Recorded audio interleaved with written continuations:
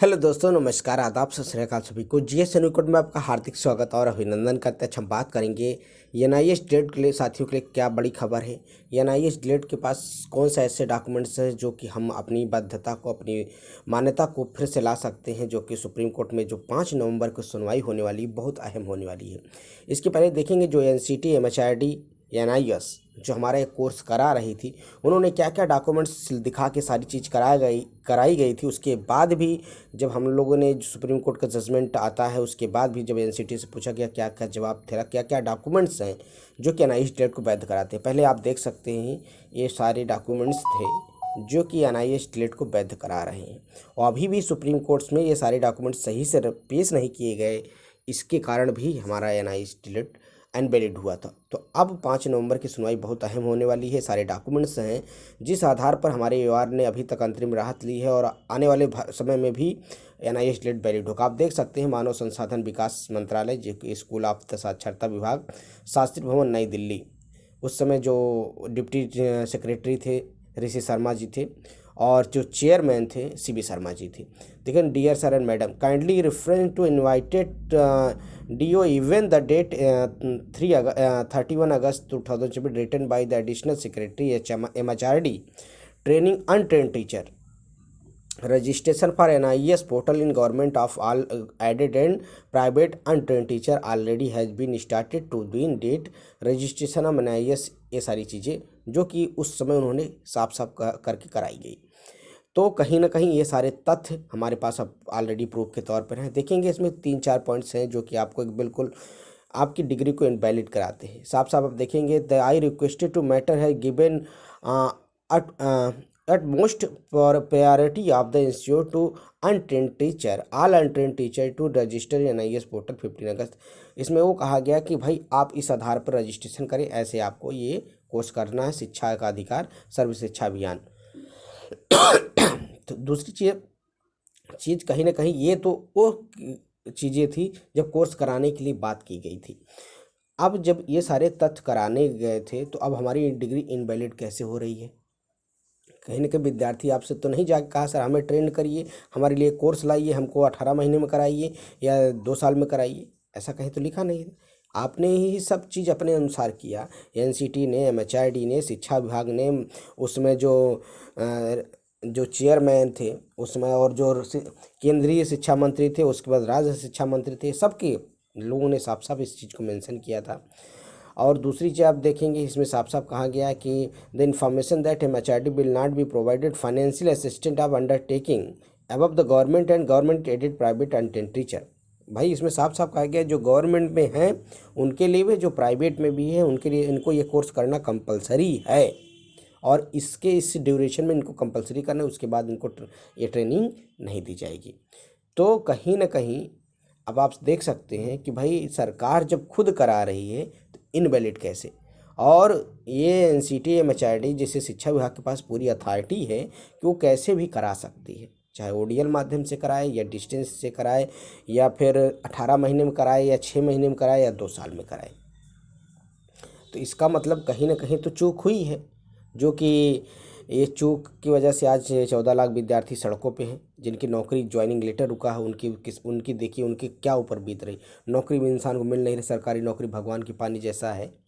तो आप सोच सकते हैं, और जो नौकरी में पा गए उनको भी खतरा ही है। खतरा इस बात का है, खतरा कोई नहीं है, मतलब इस बात का है कि भाई उनको प्रमोशन नहीं होगा, वो आगे भर्ती में कहीं अप्लाई नहीं कर सकते, केंद्रीय विद्यालय में नहीं जा सकते हैं, या फिर अन्य कहीं नहीं, जिस नौकरी में हैं वो सिर्फ बने रहेंगे।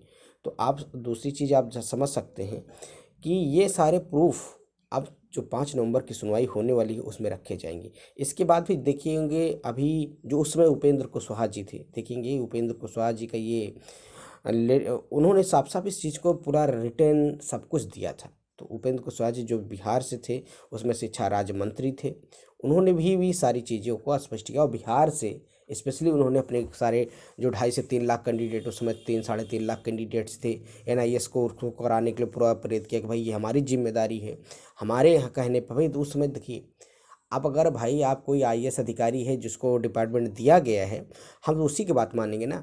उसके बाद वो कहाँ क्या होता है क्या नहीं है, अब सरकार क्या करती है भाई, सब जो लोग हैं, जो विद्यार्थी हैं, वो तो कहीं ऐसा नहीं कि हाँ भाई आप कराइए, ये तो भारत सरकार का कोर्स था, भारत सरकार की गाइडलाइन पे किया गया, भारत सरकार के कहने पे किया गया, तो अब इनवैलिड कैसे? तो अब इसमें देखेंगे तो इसमें साफ साफ उन्होंने मेंशन किया है, ये 3 पॉइंट्स उन्होंने इस पे डिस्कस किया कि हम ये चीज़ जो कोर्स करा रहे हैं ये सभी जगह वैलिड है, साफ साफ कहीं लिखा है।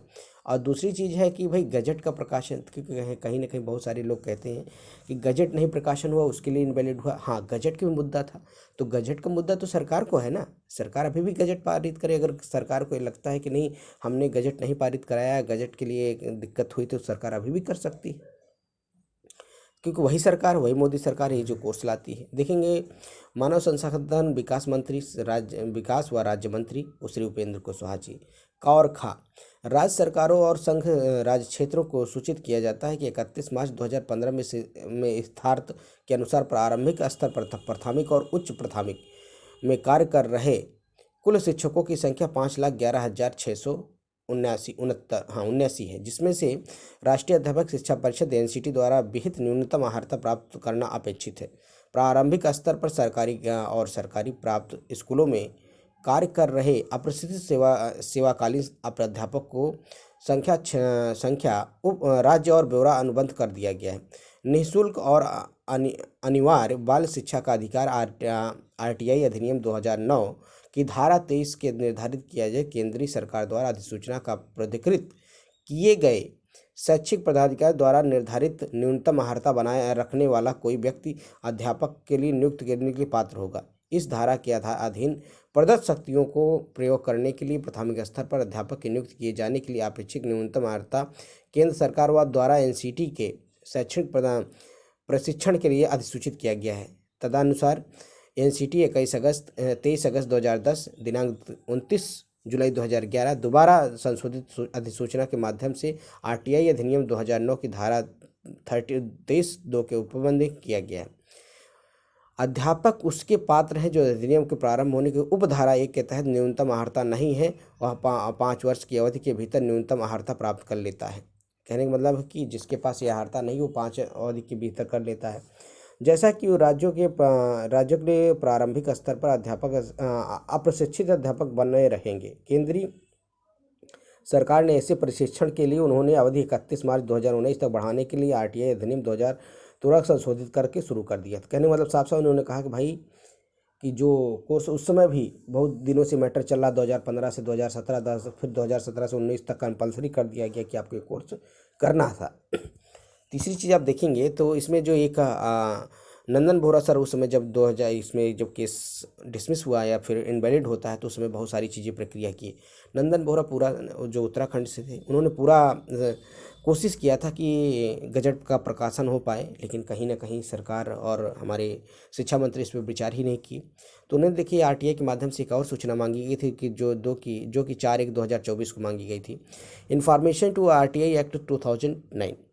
तो इसमें क्या कहा गया ये आप देख सकते हैं। तो इन्फॉर्मेशन क्या थी कि sir with reference to RTI registration number इतना date of the information to reply to information your under the information in untrained teacher place the part 3rd section in central government in India because the converted to the guidelines। कहने का मतलब इसमें साफ साफ मांगा गया है कि जो कि ये गजट के लिए अगर नहीं किया गया तो इसके में किसकी जिम्मेदारी थी, या ये जो इनवैलिड हुआ कहीं ना कहीं गजट का प्रकाशन क्यों नहीं किया गया। तो इसके बारे में उन्होंने बताया कि हमारे पास जो गजट का फीस थी उन्होंने एनसीटी ने या डिपार्टमेंट ने नहीं सबमिट किया, जबकि प्रेस डिपार्टमेंट जो भारत का प्रेस है जहाँ पर ये गजट छपता है वहाँ पर पैसे नहीं पहुँचे, जिसके कारण से हमने ये गजट का प्रकाशन नहीं किया। बहुत सारी चीज़ें इसमें आरटीआई के माध्यम से मांगी गई थी। उन्होंने बस बहुत चीज़ की कि अगर आपको और जानकारी चाहिए तो आप इस पोर्टल पर जाएँ, और भी जानकारी चाहिए तो आप एनसीटी के ऑफिशियल वेबसाइट पर जाएँ। तो कहीं ना कहीं इस सूचना के आधार पर हमें पूरी जानकारी नहीं दी गई, घुमा फिरा के जानकारी दी गई। बस अगर जानकारी जो मिली थी यही मिली थी कि भाई गजट का प्रकाशन किस कारण नहीं हुआ। कारण क्या था कि जो कुछ रुपए, शायद 200 कुछ रुपए थे जिसको सरकार ने पे नहीं किया, भारत सरकार जो एनसीटी ने इसको पे नहीं किया, जिसके कारण आज 14 लाख विद्यार्थियों के भविष्य खतरे में है। तो ये सारे तथ्य हैं हमारे जो कि सुप्रीम कोर्ट में रखे जाने हैं। अब 5 नवंबर की सुनवाई है, इसलिए आपके लिए अहम होनी है। सभी ज़्यादा से ज़्यादा फंड करें और विश्वनाथ जी को सहयोग दें ताकि ये सारे तथ्य अच्छे वकील के साथ रखे जाएं, एनआईएस डील वैलिड हो। अब आपको बता दें कि एनआईएस डील बिल्कुल वैलिड होगा, जीत निश्चित है।